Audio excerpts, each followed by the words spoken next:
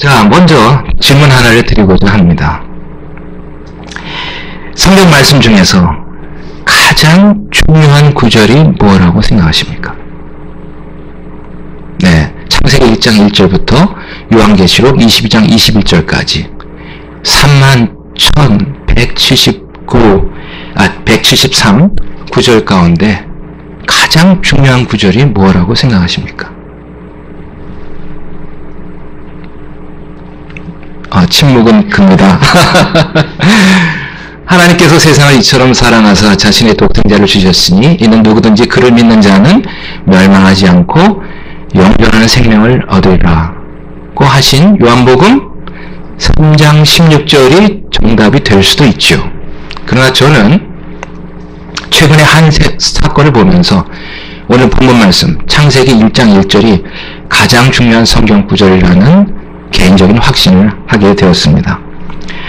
여러분도 잘 알다시피 지난 9월 15일 박성진 중소벤처기업부 장관 후보가 사퇴를 하였습니다. 그간 언론 보도와 국회 청문회 과정에서 나타난 모습 중 우리 그리스도인들의 마음을 참으로 안타깝게 또한 아프게 한 것이 박 후보자의 창조 신앙에 대한 발언이었습니다. 박 후보자는 창조 과학에 대한 논란이 일자 자기가 재직하고 있던 창조과학회 이사직을 버렸습니다. 그리고 또 어떤 얘기를 했냐면 공학도로서 과학적인 방법론에 의한 진화론을 존중한다고 얘기하였고요. 또 국회 청문회 기간 도중에 한 국회의원으로부터 창조과학회에서는 지구의 나이를 6,000년이라고 말하고 있는데 당신 그것을 믿느냐 동의하느냐, 그래서 아주 애매모호한 답변이었습니다. 신앙적으로는 자기는 믿지만 거기에는 동의할 수 없다고 하였습니다. 물론 보도를 보셔서 아시겠지만 한국일보나 한겨레신문, JTBC 같은 데서는 아니 어떻게 인간과 공룡이 함께 살았다고 주장하는 이런 사람을 장관 후보자로 내세울 수 있느냐 하면서 거칠게 몰아붙이니까 이 후보자도 엉겁결에 해명성 반을 이렇게 했다고 이해는 되지만 사실 성경 신자들에게는 정말 실망스러운 답변이었다고 저는 생각을 합니다. 자, 만약 여러분에게 이 박 후보자처럼 전 국민을 대상으로 하여 이 창조 신앙에 대해서 발언할 기회가 있다면 여러분들 어떻게 하시겠습니까? 또는 여러분들의 친구나 또 직장 동료 아니면 이제 추석 연휴에 여러분들이 오래간만에 또 불신자인 친척들도 만나게 되지 않겠습니까? 그때 이 창조에 관련된 얘기가 나온다면 여러분들은 어떻게 여러분 자신의 의견을 피력하시겠습니까? 그래서 오늘 왜 창조인가? 라는 제목으로 여러분들과 함께 5가지 질문에 대한 답을 생각해 보고자 합니다. 그럼으로써 창조주 하나님께로부터 오는 지혜와 명철을 얻고자 합니다. 자, 5가지 질문 중에 첫 번째 질문입니다. 아까처럼 침묵은 큽니다. 못 오고 가시면 이거 좀 곤란하고요. 여러분들 답변을 적극적으로 해주시면 고맙겠습니다. 과학, 사이언스, 뭐죠? 과학의 정의가 어떻게 됩니까? 여기 학생들, 학생 맞죠? 한번 발언해 보세요. 학생의 특권 중에 하나는 틀린 답을 해도 다 용서받는다는 거거든요. 자, 과학 이퀄, 진리라는 개념이 우리에게는 정말 팽배해 있습니다. 그렇죠? 자, 그러면 과학에 대한 정의가 어떻게 될까요? 네, 생각해 본 적 없어요. 아주 중요한 관점입니다. 과학이라는 걸 모르고는 사실 이런 박 후보자처럼 수세에 몰려서 그리스도인으로 정말 우리의 소망이 어떠한지를 적극적으로 얘기를 못하게 됩니다.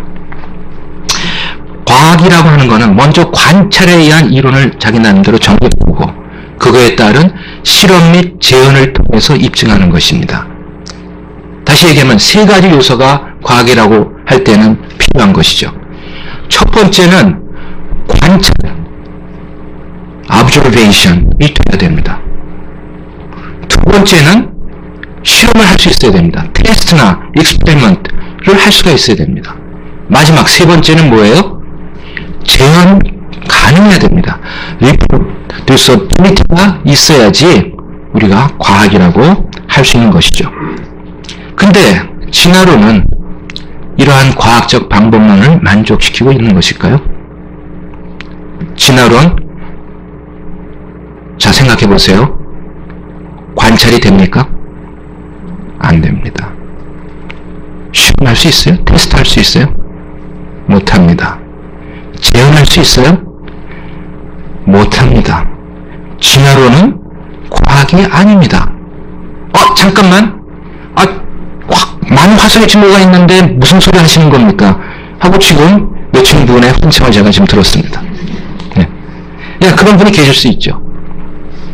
1859년 다윈이 그 유명한 종의 기원이라는 책을 저술하였습니다. 온 세계가 큰 충격에 빠졌죠. 그리고 지금 거의 160년이 지났습니다. 이 기간 동안 전 세계 곳곳에 한 1억 개 이상의 화석이 발견되었습니다.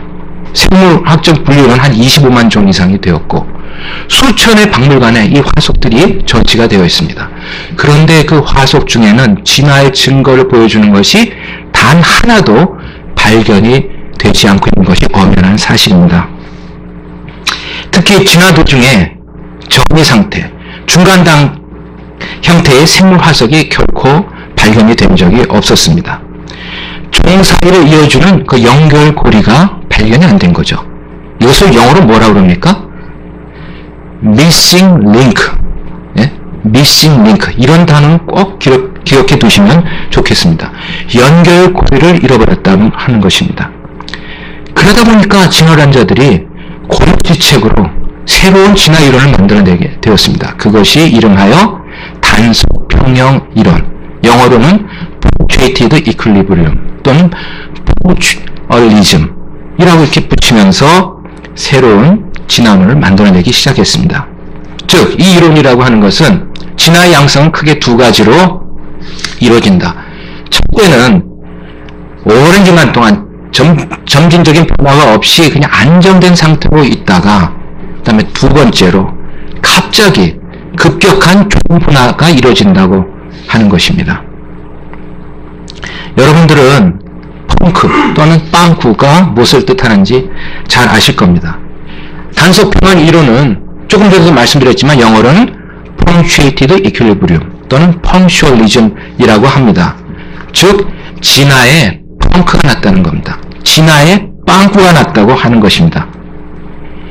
상식적으로 생각해보면 죽은 형태의 생물이 없이 다른 종이 출현한다고 하는 이 진화론자들의 고백은 하나님께서 각 생물을 그 종류대로 만드셨다는 성경의 창조 기사를 인용한 것에 다름이 아닙니다. 창세기 1장 25절을 보시겠습니다.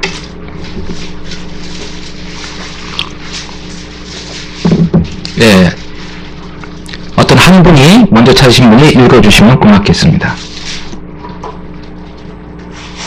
하나님께서 땅의 신성을 그것의 종류대로, 가축을 그것의 종류대로, 땅에서 기는 모든 것을 그것의 종류대로 만드시니라. 하나님께서 보시기에 좋았다. 감사합니다. 자, 두 번째 질문입니다. 좀 침묵은 큽니다. 모두 좀 바꿔주시면 좋겠는데요. 지구의 나이가 얼마나 되었다고 생각하세요? 네? 네, 여기는 정답을 다 알고 계신데 혹시 여기 단 한 분이라도 잘못 알고 계실지는 모르겠는데 보통 46억 년이라고 말하고 계시지만 6천 년입니다. 제가 중고등학교 때는 45억 년이라고 배웠는데 불과 몇십 년 사이에 1억 년이 더 늘었더라고요. 참 진화가 빨리 되는 것 같아요. 근데 잠깐만요. 연대 측정법으로 46억 년이라고 밝혀졌는데 무슨 말입니까? 하고 이렇게 생각하시는 분이 혹시 계실지 모르겠습니다. 자, 반감기란 얘기 들어보셨죠? 동연서가 붕괴하여서 그 양이 반이 될 때까지의 기간을 반감기라고 합니다. 그리고 이 반감기는 각 원소마다 일정하다고 알려져 있죠.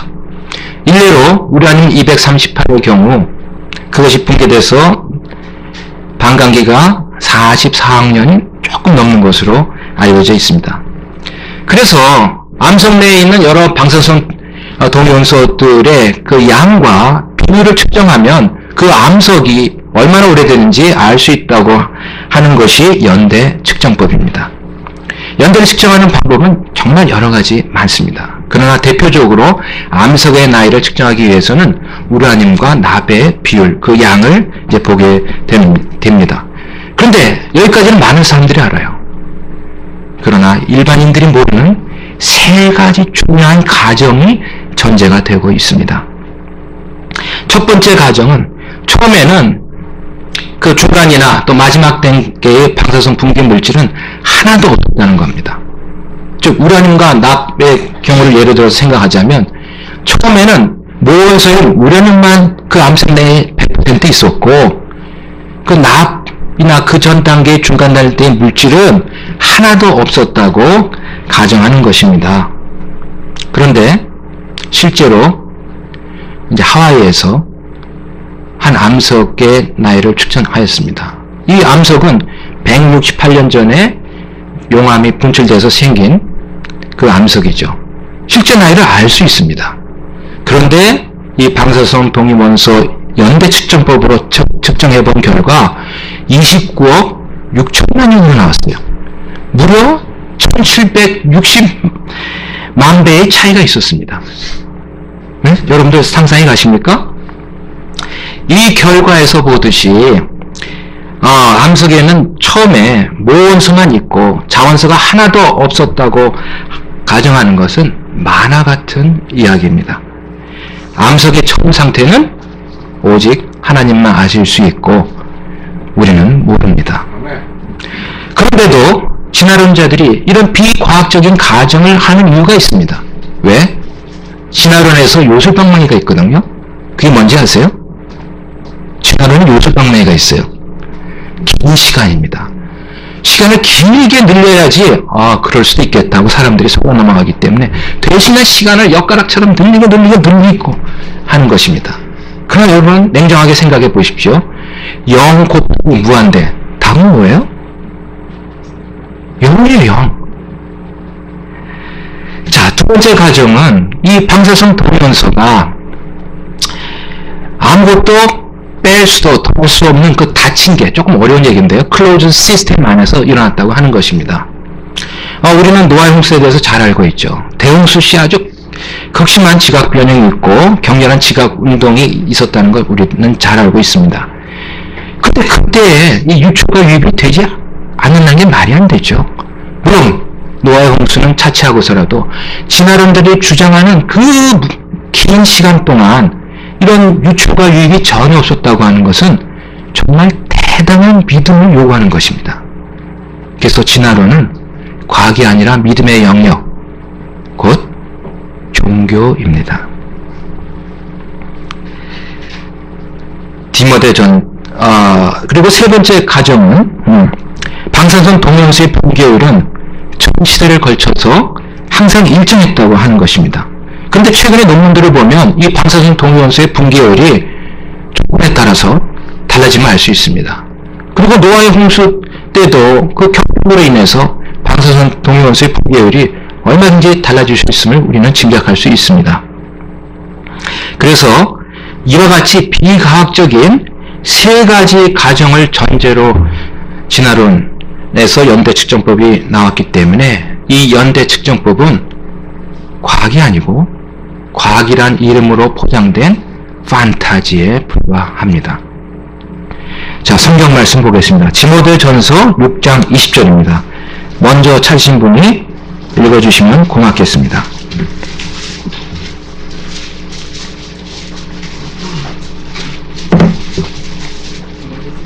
디모데전서 6장 20절입니다.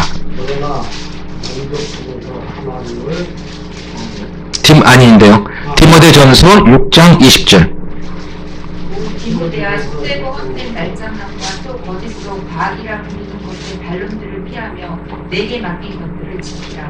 네, 감사합니다. 세 번째 질문입니다. 자연현상을 물리학적으로 설명할 때 어떤 경우에는 법칙이라고 그럽니다. law, L-A-W. 또 어떤 경우에는 이론, theory라고 부르죠. 법칙과 이론 비슷한 것 같은데 차이가 있습니다. 자, 이 두 개 차이가 뭘까요? 저기 학생 네. 모르겠어요? 법칙이라는 얘기 들어보셨죠? 네? 이론이라는 얘기도 들어보셨죠? 여러분들 에너지 보존의 법칙 이건 익숙하죠? 근데 에너지 법칙의 이론 그렇게 부르지 않는 거 아시죠? 또 아인슈타인의 일반 상대성 이론 그럼 들어봤죠? 아인슈타인의 일반 상대성 법칙? 그러진 않죠?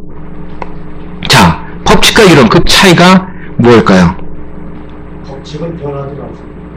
네, 감사합니다. 맞습니다. 자연현상에 대해서 추리하고 실험해서 알아낸 사실 중에서 수학적, 물리학적으로 완벽하게 입증된 것이 법칙입니다. 예를 들어 뉴턴 운동법칙 있죠. 1법칙은 관성의 법칙, 2법칙은 질량 가속도의 법칙, 3법칙은 작용 반작용 법칙. 여러분들 학생 때 다 들어서 잘 알고 계시죠? 아이, 고개를 끄덕이는 분이 너무 없으네요.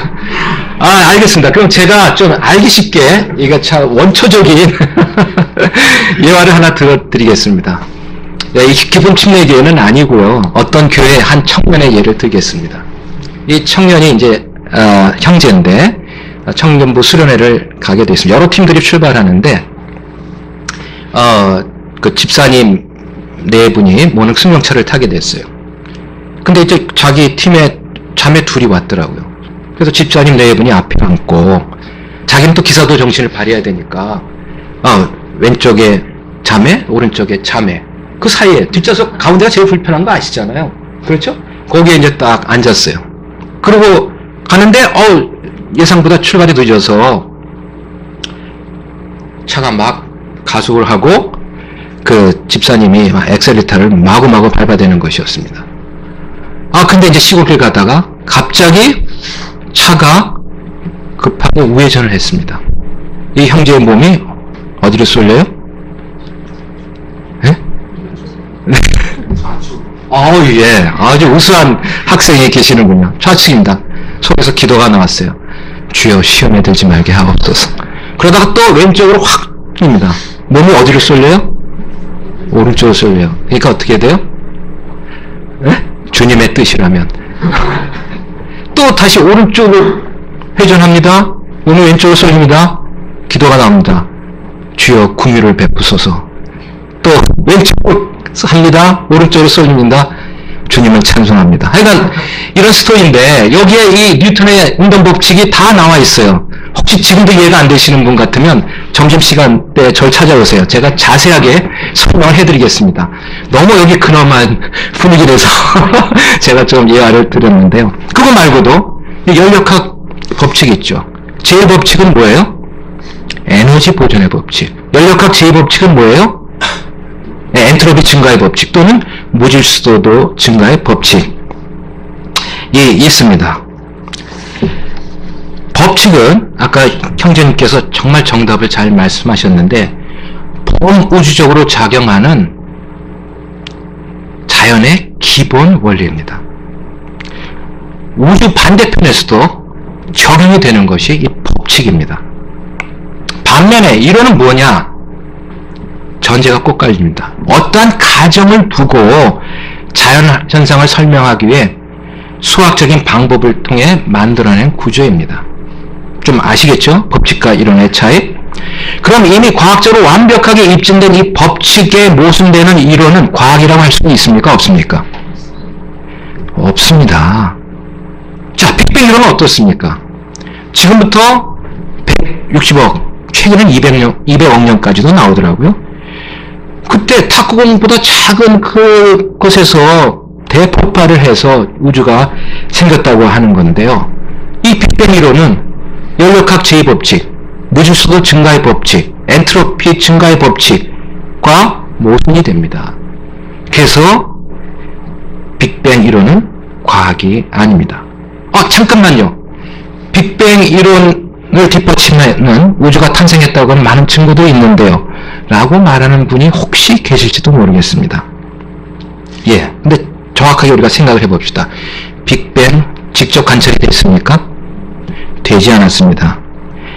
1920년경에 이제 망원경을 통해서 별이 오는 것을 관찰하던 가운데 그 별빛 가운데 이제 여러 파장이 있잖아요.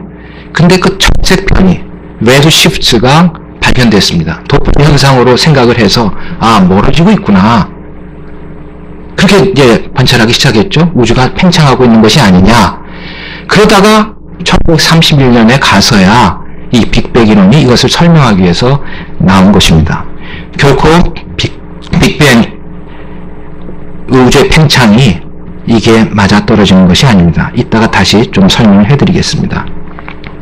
자, 여러분들이 여태까지 알아온 모든 선입견 그리고 사전 지식을 이 시간 다 함께 내려놓고 상식적으로 생각해 보셨으면 좋겠습니다. 폭발을 하면 질서가 있게 됩니까? 없게 됩니까? 네? 없게 됩니다. 질서가 깨집니다.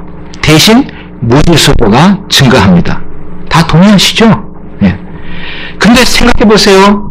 무질서한 가스에서 시간이 지나서 정교한 별이 만들어진다고 하는 것 가능합니까? 아닙니다. 또 아주 무질서하게 그지없는 그 원시 숲에서 아주 질서 있는 정교한 생명체가 만들어진다고 하는 것 가능합니까? 아니에요. 자, 여러분들의 실생활 한번 보세요. 여러분들이 살고 있는 주택, 여러분들이 타고 다니는 자동차, 입고 있는 의복, 어떤 물체도 시간이 지나면 다 낡아지며 무질서해집니다. 우리가 익히 삶에서 경험하고 있는 진실입니다. 따라서 이 연력학 제2 법칙을 거스르는 빅뱅 이론은 과학이 아닙니다. 시편 102편을 보시겠습니다. 25절에서 27절까지 읽도록 하겠습니다. 시편 102편 25절에서 27절 다 찾으셨습니까? 아직 못 찾으신 분이 계시는데 제가 이것을 읽도록 하겠습니다. 주께서 옛적에 땅의 기초를 놓으셨사오며 하늘들은 주의 손이 이루신 작품이니이다. 그것들은 즉 땅, 하늘, 만물들은 사라지려니와 오직 주께서는 지속하시겠고 참으로 그것들은 땅, 하늘, 만물들은 다 옷같이 낡아지리니 주께서 의복같이 그것들을 바꾸시면 그것들이 바뀌어지나니와 주께서는 동일하시고 주의 횟수는 끝이 없으리이다. 자, 네 번째 질문입니다. 공룡은 언제 멸종이 되었습니까?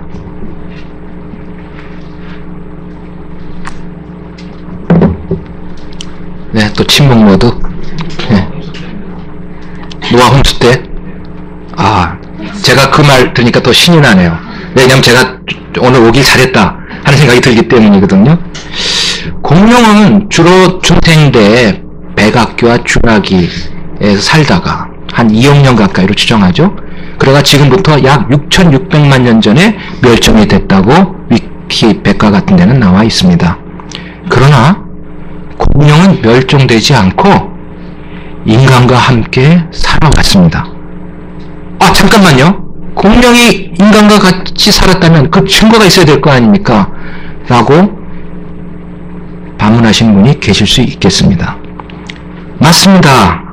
공룡은 인간과 함께 살아왔다는 증거가 엄청나게 많습니다. 네, 지금 충격을 받으신 분이 계실지 모르겠는데요. 자, 상식적인 얘기부터 하겠습니다. 여러분들 모두 띠가 있으시죠? 허리띠 말고 네? 나이에 따른 동물로 표현하는 그 띠가 있죠? 12지간, 자축인묘, 진사오미, 신유술에.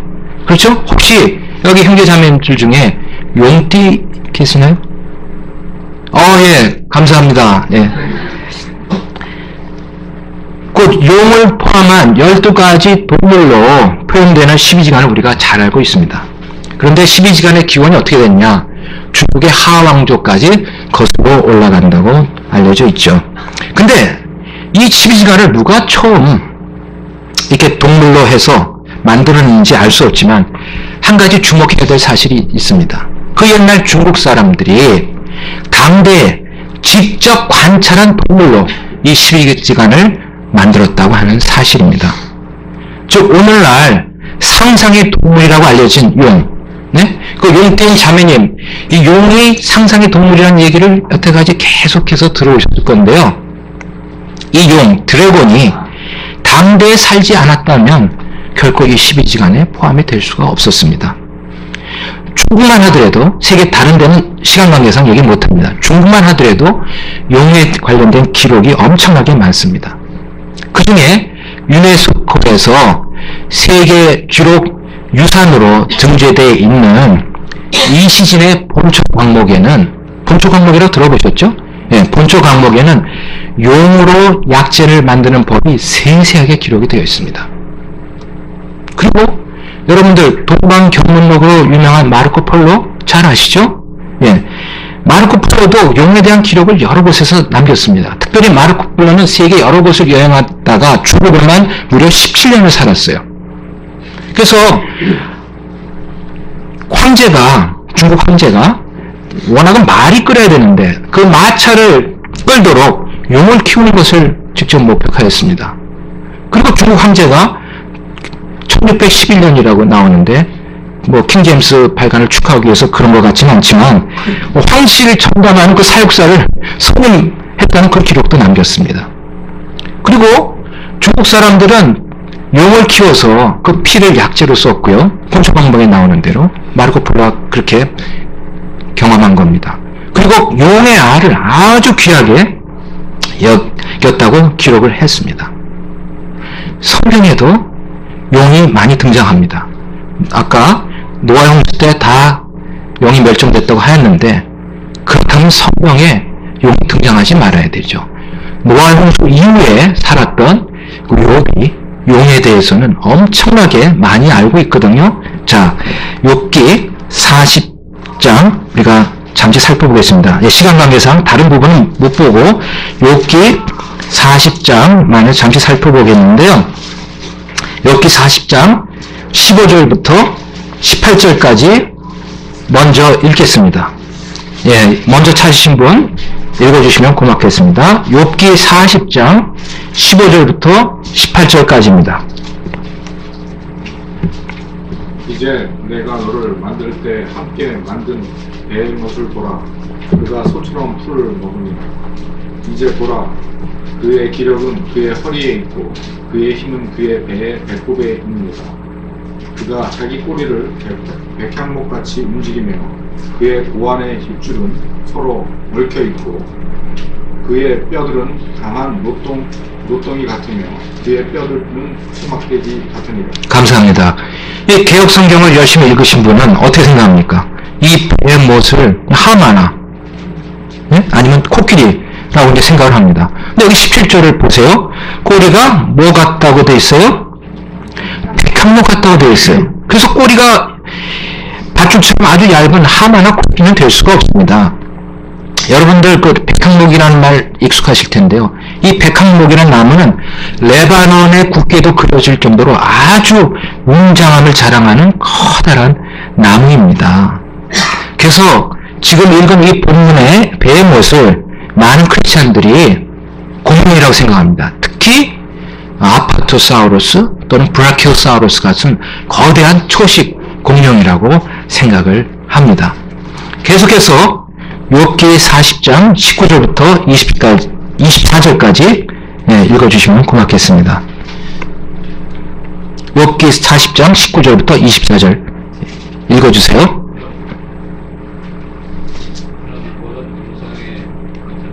그는 하나님의 길들 중에서 어떤 선의와 그를 만든 이가 자신의 칼을 그에게 가까이 댈 수 있느니라.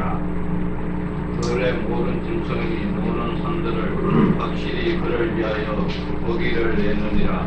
그가 그늘진 나무 아래와 알대밭에 굽는 옥과 늪 속에 누워 있나니 그늘진 나무들은 자기들의 그늘로 그를 덮고 시내의 일어나는 그를 감싸는 보다 보라. 그가 마음을 마실 때 서두르지 않으며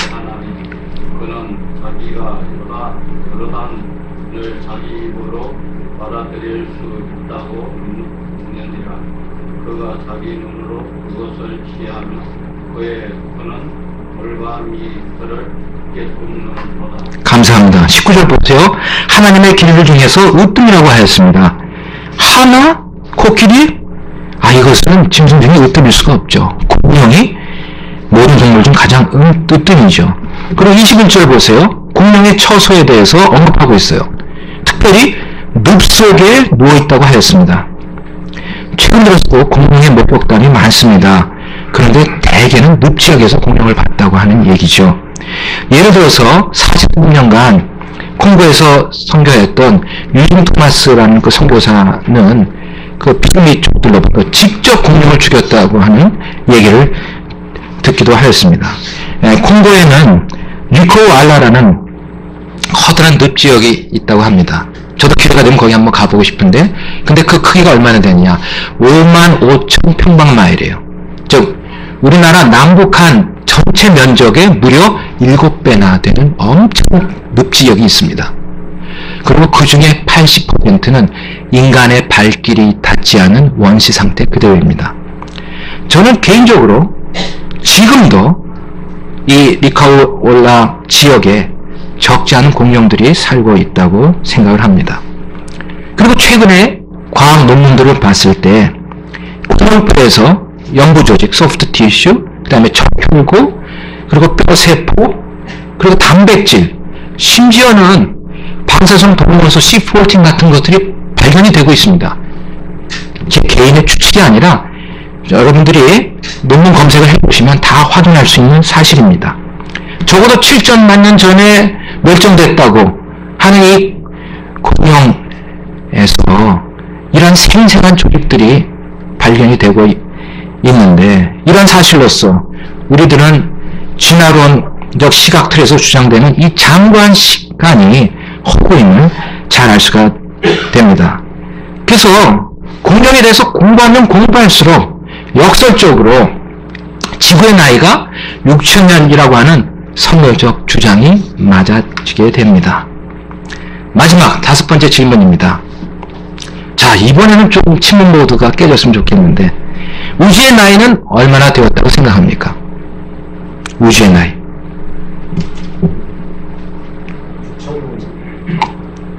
6,000년이요? 아유, 감사합니다. 우주의 나이도 지구의 나이와 같이 6,000년입니다. 잠깐만요. 그럼 우리가 수십억 광년 떨어진 별에서 오는 빛을 지금 보고 있는데, 지구의 나이는 뭐 6,000년이라고 하더라도 우주의 나이는 최소한 수십억 년 됐다고 얘기되지 않나요? 이렇게 생각하시는 분이 혹시 계실지도 모르겠습니다.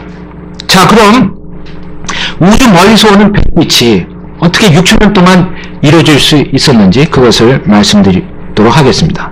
먼저 아셔야 할 4가지 전제사항이 있습니다. 첫째로, 100광년 이상은 정확히 측정할 수가 없습니다. 이 별과의 거리를 측정하기 위해서는 삼각함수를 사용합니다. 근데 삼각함수의 밑변과 두각을 알 때 그 나머지 꼭지점이 어디에 위치는지 알 수가 있는 건 여러분들이 이제 상식적으로 이해를 하실 겁니다. 근데 이 밑변을 어떻게 두느냐? 지구 자체에서는 이게 할 수가 없죠. 그래서 지구의 공전 궤도를 이용합니다. 공전 궤도에 지름을 밑변으로 놓고 6개월 사이를 두고 별을 관찰해서 얼마나 떨어져 있구나, 그렇게 이제 측정하는데, 이 지구의 공전 궤도의 지름이 우리가 측정하려고 하는 별과의 거리에 비해서는 매우 작습니다. 그래서 저 별이 적어도 수백만 광년 떨어져 있다, 이렇게 얘기하는 것은 상상의 산물입니다. 둘째로, 빛의 정체에 대해서도 아직 확실하게 모릅니다. 물론 빛이 파장이다, 입자다, 광자다, 양자다, 여러분들이 익숙하게 들어오신 게 있을 거예요. 그러나 그거 어느 하나도 지금 정확하게 밝혀지지가 않고 있습니다. 특별히 빛의 속도에 관한 한 우주의 어떤 공간과 어떤 시간 속에서 빛의 속도가 어떻게 달라지는지 분명히 모르고 있습니다. 셋째로, 창조는 하나님께서 만드셨을 때 바로 끝이 났다고 하는 사실입니다. 아멘. 네 번째, 높아지면서 말씀드리는 네 번째는 이 광년이라고 하는 것은 시간의 단위가 아닙니다. 거리입니다. 이제 성경을 보도록 하겠습니다. 이사야 40장 22절입니다. 이사야 40장 22절 먼저 찾으신 분이 읽어주시면 고맙겠습니다. 땅의 원위에서 앉으신 이가 바로 그분이시니 땅에 거하는 자들은 메뚜기 같으니라. 그분께서 하늘들을 휘장같이 펼치시며 그것들을 거주할 장막같이 펴시고. 네, 이사야 40장 22절 굉장히 중요한 구절이에요. 먼저 땅의 원위에 앉으신 이렇게 나옵니다. 기원전 수백기 전에 그때 사람들은 어땠어요? 땅이 평평하다고 생각했어요. 근데 여기서 어떻게 나옵니까? 원이라고 나옵니다. 지구가 둥글다고 하는 것을 이때 성경은 기록하고 있어요. 그리고 오늘의 관점에서 이제 보겠습니다. 그분께서 하늘들을 휘장같이 펼치시며 그것들을 거주할 장막, 텐트같이 펴시고 기록이 되어 있습니다. 성경은 10번 이상이나 하나님께서 하늘들을 펼치셨다. 영어로는 stretch out. 여러분도 스트레치라는 말은 많이 들어보셨을 거예요. stretch out 하셨다고 말씀합니다. 그래서 우리가 생각을 좀 바꿔야 됩니다. 빛이 어떻게 지구로 도달했느냐? 그게 아니라 별이 어떻게 여기서 그쪽으로 갔느냐라는 관점으로 이해를 먼저 해야 됩니다.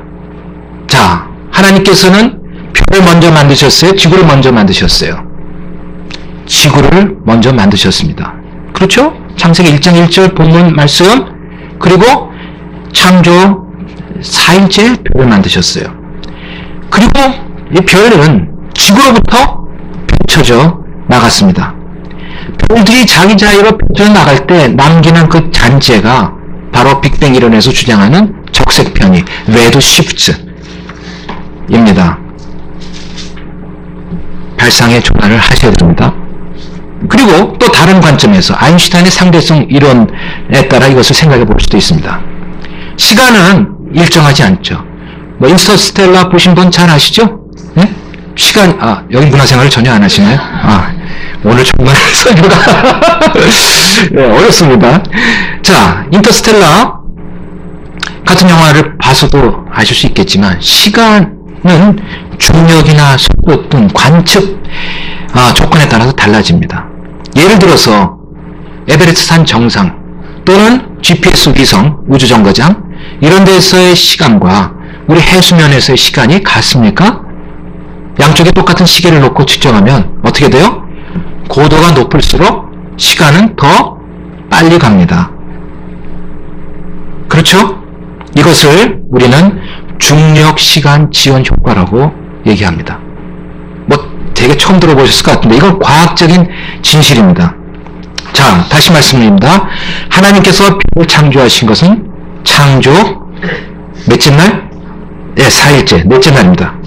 그래서 창조 4일째는 우주와 은하의 시계가 지구의 시계보다 굉장히 빠르게, 또 반대로 얘기하면 우주와 은하의 시계보다 지구의 시계는 매우 천천히 흐르고 있었다면 우주에서부터 빛이 하루 동안 오기에 충분하다고 생각할 수가 있습니다. 그래서 창조 6일째 아담이 딱 눈을 뜨니까 그때 창조 4일째 만드신 그 별에서부터 오는 빛을 직접 볼 수가 있었다고 생각하게 됩니다. 다시 강조합니다. 오늘 우리가 보고 있는 이 별빛은 창조 며칠째?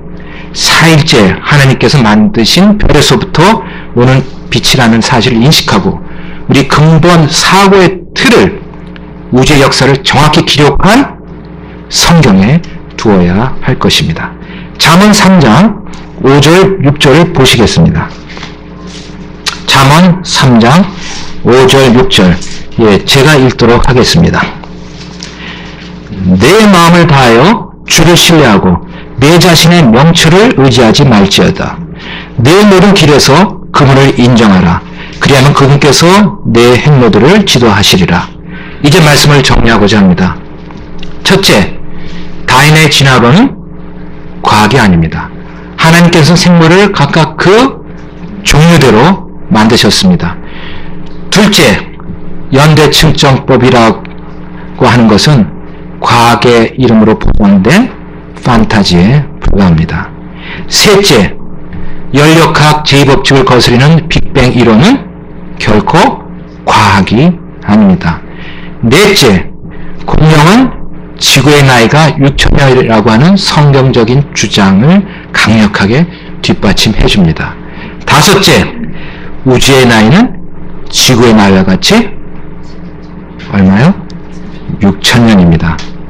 성경 한 구절을 읽고 마치도록 하겠습니다. 전도서 12장 1절입니다. 다 같이 한 목소리로 읽어보시겠습니다. 전도서 12장 1절.